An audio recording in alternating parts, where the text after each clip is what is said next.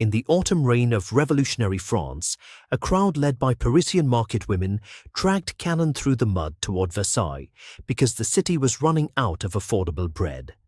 Iron tools and kitchen knives hung from belts, and hunger marched beside them.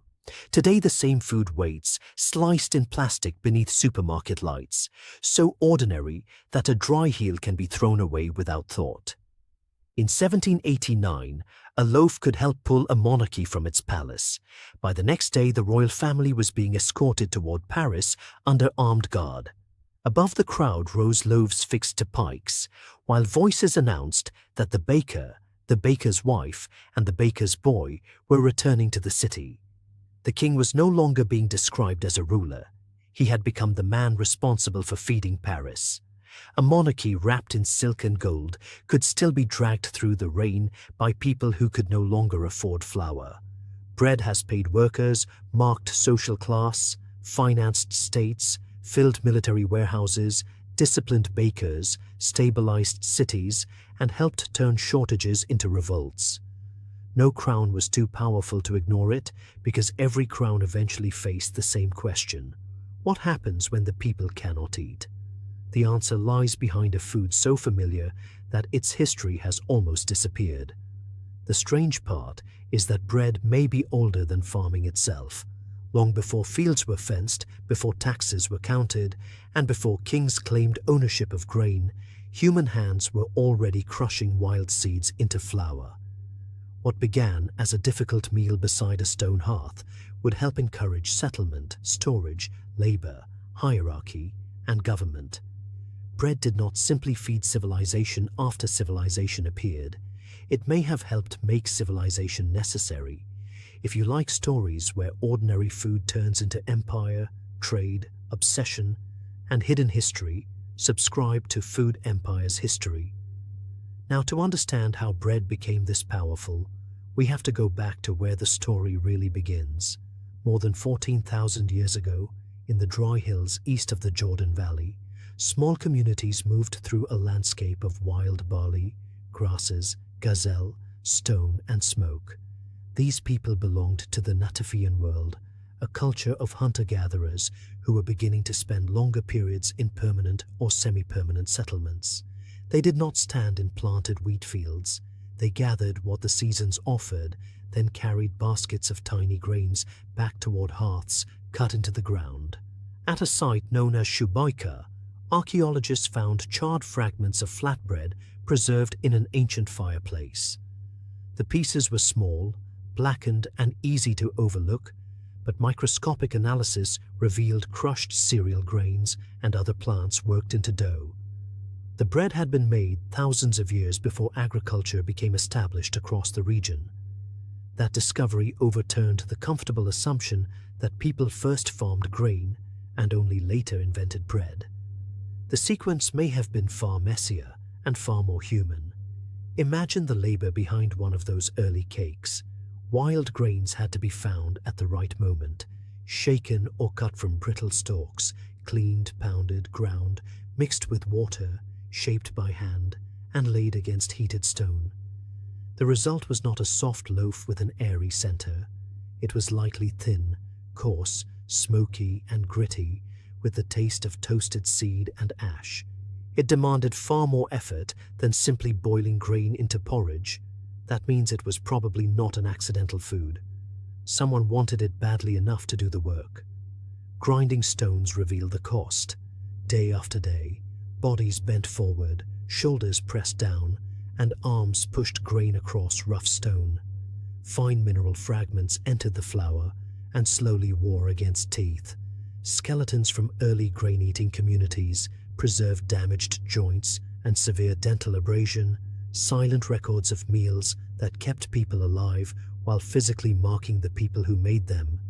Bread carried a human cost before there were written accounts, bakeries, wages, or governments to record it. So why keep making it? Because bread transformed grain. It concentrated calories into something that could be carried, divided, stored, offered, and eaten without a cooking pot. It could travel with hunters, appear at gatherings, and turn a scattered harvest into a shared object. A bowl of porridge belongs to the place where it is cooked. A flatbread can leave. That small difference helped make bread useful not only as food, but as social technology. Once people valued grain enough to return to the same stands year after year, the landscape began to change. Useful seeds were gathered, dropped, protected, and eventually planted.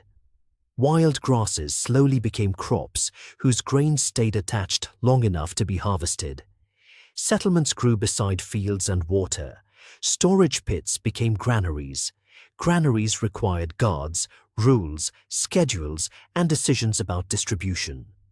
A pile of grain could feed a village through winter, but it could also be counted, stolen, taxed, inherited, or controlled. This is where the story widened. Bread had started as a meal, but grain surplus created power. Whoever measured the harvest could decide who received flour. Whoever guarded the storehouse could survive a failed season. Whoever controlled the ovens could turn food into obligation. The first villages did not become kingdoms overnight, and bread alone did not invent agriculture, but the desire for reliable grain foods helped pull human life toward fields, storage, and permanence. The hearth was becoming an institution. Along the Nile, that institution grew enormous. Annual floods spread dark silt across the riverbanks, and Egyptian farmers turned the renewed soil into fields of emmer wheat and barley. Grain moved from sickle to basket, from threshing floor to granary, and from granary to bakery. In reliefs and tomb paintings, workers knead dough, pour batter into molds, tend ovens, and stack finished loaves. Bread appears not as a side dish, but as the edible foundation of a state.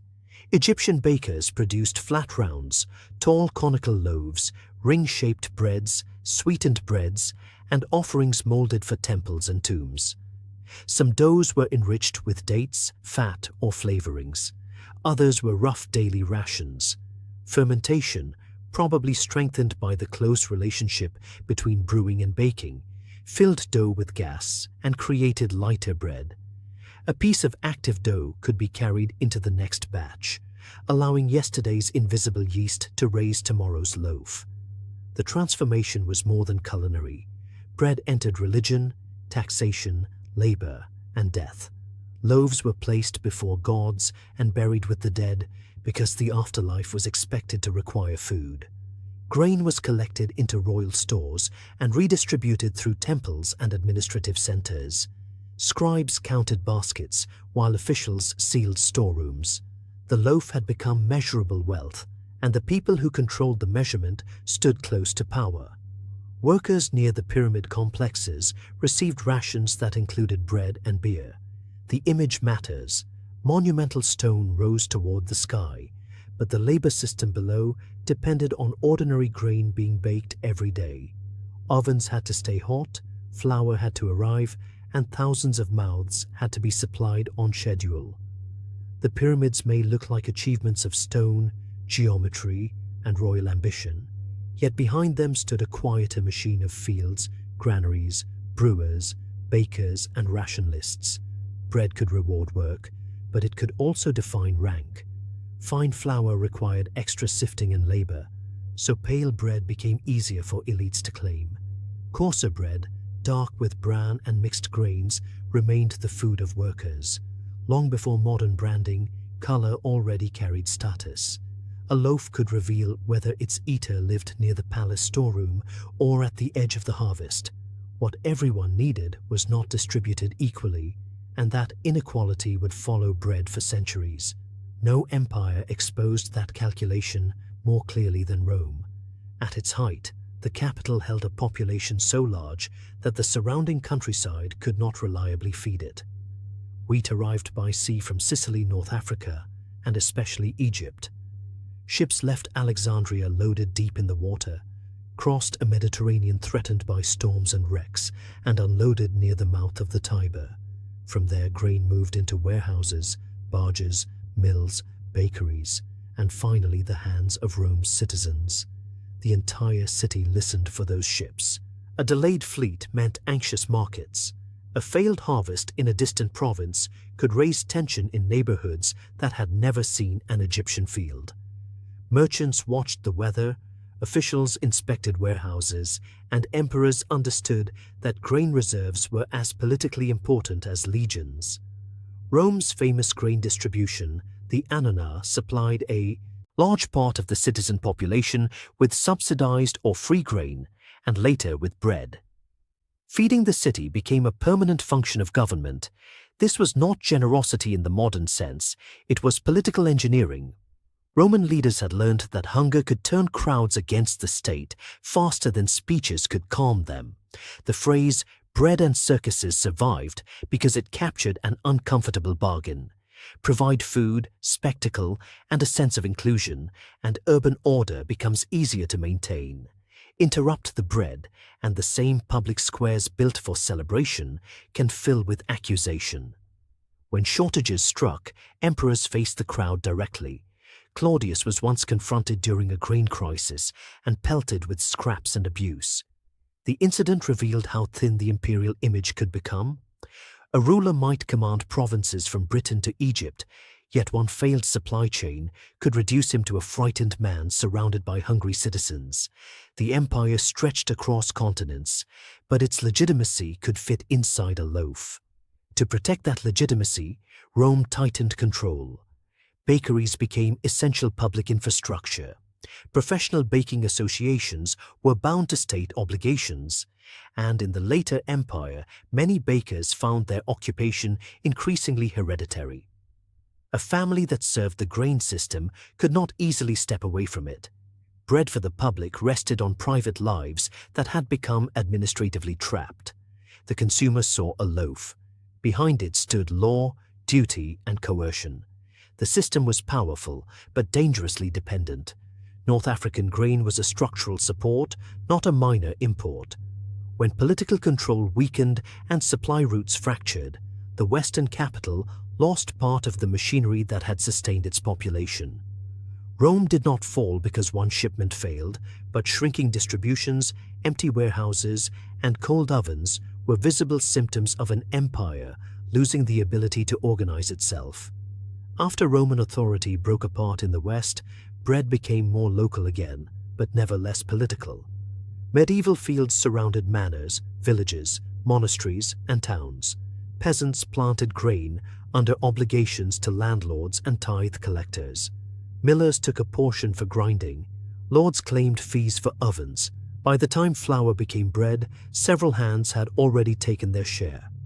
Hunger was produced not only by weather, but by who possessed the right to collect. The loaf on a medieval table announced social position. Wealthy households could demand fine wheat flour sifted into pale manchet bread. Laborers were more likely to eat maslin, rye, barley, oats, or mixed loaves, dense enough to cut with effort and dark enough to advertise poverty. During scarcity, dough could be stretched with beans, peas, acorns, or whatever a household could grind. White bread was not merely a taste preference. It was edible evidence that someone else had done the coarse eating for you. Because bread was essential, cheating provoked fury. Bakers could sell underweight loaves, mix inferior meal into wheat flour, or whiten darker bread with questionable additives. Medieval authorities responded with inspections, fixed measures, fines, public humiliation, and laws linking loaf size to grain prices. England's assize of bread and ale became one of the longest-lived systems of consumer regulation in Europe. The rules changed over time, but the principle remained simple. Bread was too important to leave entirely to trust. That contract could hold for generations, then rupture in a season. In France during the late 1780s, state debt, political paralysis, unequal taxation, bad harvests, and severe weather converged. Grain prices climbed. Flour became scarce. In working neighborhoods, families spent most of their income on bread during the worst weeks, leaving almost nothing for fuel, rent, clothing, or meat. Each morning began with a queue, and each empty bakery sharpened the rumor that someone somewhere was hiding grain. The famous claim that Marie Antoinette answered hunger by telling people to eat cake almost certainly does not belong to her. The phrase circulated before she became the symbol later generations needed. But false quotations survive when they express a truth people already feel. The royal court lived behind gates, surrounded by ceremony and abundance, while ordinary families calculated whether one loaf could last another day. The line endured because it sounded like the distance between Versailles and Paris. Then the distance collapsed. In October of 1789, women from the Paris markets began gathering amid anger over bread. The crowd swelled, weapons appeared, and the march toward Versailles began through relentless rain. These were not decorative figures in someone else's revolution. Market women understood prices, supply, household hunger, and the daily humiliation of returning home without enough food. Their political demand began in the stomach, but it did not remain there. At Versailles, the confrontation turned violent, guards were killed, and the royal family found itself surrounded. The king accepted demands and agreed to return to Paris. As the procession moved away from the palace, the symbolism was unmistakable. The monarchy was being pulled toward the city whose bread it had failed to secure. Enlightenment arguments gave the revolution a vocabulary of rights and sovereignty, but hunger gave those ideas urgency. Bread remained central after the march. Revolutionary governments imposed price controls, punished hoarding, and struggled to stabilize supply. The guillotine could remove a king, but it could not create a harvest. Napoleon later treated bread prices as state security, because ordinary people often judged political authority not in palaces or parliaments, but at the bakery door. The next revolution arrived with steel rather than pikes. For most of history, grain had been crushed between stones. The process left much of the bran and germ mixed into the flour, giving bread more fiber, oils, flavor, and nutrients, but also making the flour darker and more perishable. During the 19th century, roller milling spread through Europe and North America. Metal rollers separated the white endosperm from the darker outer layers with a precision traditional millstones could not match. The machine performed a social miracle. White flour, once expensive because it demanded repeated sifting, could now be produced at enormous scale. Railways carried wheat towards centralized mills and carried sacks of pale flour back toward growing cities.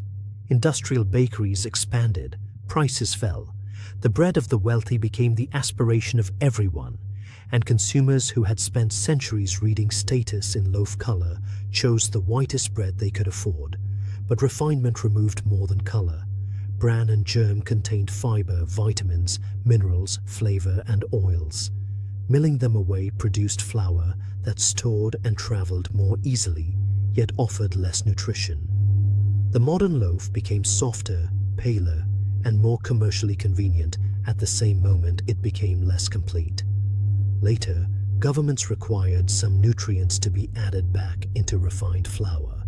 Industry had learned how to remove the grain's complexity, then sell part of it back as enrichment. Mechanization also changed the bakery. Mixing, dividing, proofing, slicing, wrapping, and delivery became coordinated systems. A loaf no longer had to pass through the hands of one neighborhood baker who knew the oven by smell and touch. It could emerge by the thousands from a production line, identical in weight, shape, softness, and color. The machine did what empires had tried to do for centuries. It made bread predictable. Then came a process developed in Chorleywood, England in the early 1960s. Powerful mixing, extra yeast, added fats, and processing aids allowed dough to develop rapidly, shortening a production cycle that traditional fermentation stretched across many hours. The result was inexpensive, soft bread that could be made quickly from a wider range of wheat. For commercial bakers, it was an extraordinary achievement. For critics, it was the moment efficiency overwhelmed fermentation. Long fermentation had once allowed time to shape flavor, texture, acidity, and aroma. Industrial mixing replaced much of that waiting with energy and chemistry. Emulsifiers helped softness, preservatives extended shelf life, enzymes adjusted the dough, added gluten strengthened structure. None of this made the product unreal, but it changed the meaning of bread making. The old question was how long the dough needed. The new question was how fast the line could run. By the time the loaf reached the supermarket, its history had been hidden beneath plastic. A modern bread aisle can contain dozens of varieties, yet many are built from the same industrial logic. Flour arrives from centralized mills. Yeast, oils, sweeteners, salt, enzymes, improvers, seeds, vitamins, and branding create distinction. Packages promise farmhouse authenticity, ancient grains, softness, protein, fiber, or childhood comfort. The loaf looks local even when its ingredients and machinery belong to a global system. That system begins far from the shelf. Wheat prices connect farmers, fertilizer, fuel, weather, ports, currencies, wars, insurance, shipping lanes, and government subsidies. A drought in one exporting region can push costs upward in cities thousands of miles away. A blocked sea route can tighten flour supplies in countries that depend on imported grain. The village baker may still shape the loaf, but the price can be decided by rain, energy markets, and conflict on another continent. Modern abundance also hides inequality. In wealthy neighborhoods, bread can be an artisanal choice, fermented for 2 days and sold beside olive oil in a paper sleeve. Elsewhere, subsidized flatbread remains the cheapest way to keep a family fed. The same food can symbolize rustic luxury in one city and political survival in another. Bread has never had one meaning because hunger has never been equally distributed. Egypt makes that contradiction visible. The Arabic word aish can mean bread and life, and subsidized baladi bread has long been woven into daily survival. Government bakeries produce vast numbers of loaves at controlled prices, while families line up to secure them. Attempts to reduce subsidies have repeatedly provoked anger because the subsidy is not experienced as a technical budget item. It is experienced as the promise that the state will not allow the basic meal to disappear. During the uprisings that spread across North Africa and the Middle East in the early 21st century, demands for dignity, jobs, political freedom, and an end to corruption were intensified by rising food prices. Bread did not single-handedly cause those revolts, just as it did not single-handedly cause the French Revolution. It acted as an accelerant. When the daily meal becomes uncertain, every other failure of government feels immediate. In Sudan, higher bread prices helped turn long-standing frustration into mass protest. Elsewhere, wheat shortages, unemployment, and subsidy cuts deepened public anger. The pattern was ancient, even when crowds carried smartphones instead of pikes. A distant policy becomes dangerously real when it appears each morning as a smaller loaf, a longer line, or an empty bakery. The loaf also carries a modern argument about nutrition. Bread can be whole grain or refined, slowly fermented or rapidly mixed, dense with seeds or sweetened until it behaves more like cake. A sourdough and a soft white sandwich loaf share a name while offering very different experiences. Industrial abundance has not made bread simple. It has made one word cover an entire spectrum of foods. Yet the emotional power remains remarkably stable. Bread still means home in the smell of a warm kitchen. It still means hospitality when broken and shared. It still means scarcity when rationed, labor when packed into a lunchbox, religion when blessed, and class when priced beyond reach.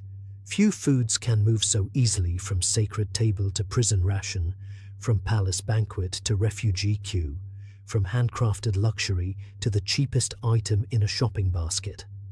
The next time you hold a loaf, notice how light it feels compared with the history inside it. Behind the crust are wild grains gathered from dry hills, knees pressed against grinding stones, Egyptian ovens burning beside the Nile, Roman ships leaning under wheat, medieval inspectors checking scales, Parisian women walking through rain, steel rollers turning pale flour, and factory lines pushing soft loaves into plastic. Bread has survived every transformation because it solves a basic human problem with extraordinary flexibility. Grain can be stored, flour can be moved, dough can be divided, and a loaf can be shared. That usefulness made bread dependable. Dependability made it expected. Expectation turned it into a political promise. Once people believe bread should be available, its absence feels like more than hunger. It feels like betrayal. That is why bread has repeatedly appeared at the point where private need becomes public anger. It did not create every empire, every revolution, or every collapse attached to its history, but it revealed whether a system could perform its most basic task. Could it turn harvest into food, move food toward people, keep prices within reach, and make distribution feel fair? When the answer was yes, bread helped hold society together. When the answer was no, the loaf became evidence against the state. 14,000 years after someone pressed rough dough against a hot stone, bread remains one of humanity's oldest social contracts. We changed the grain, the yeast, the oven, the mill, the factory, the package, and the supply chain. We never changed the bargain beneath them. People will tolerate astonishing inequality and complexity, but they still expect the most ordinary food to remain within reach. So the next loaf on the counter is not merely breakfast, it is a compressed history of settlement, labor, faith, class, trade, invention, government, and revolt. Cut it open, and the crumb seems quiet. Listen more carefully, and behind it are grinding stones, ship ropes, market cries, factory rollers, and footsteps in the rain. If this story changed the way you see bread, subscribe for more hidden food histories. The next time you tear off a piece, remember that civilizations were built around that gesture, and governments trembled when people could no longer afford it.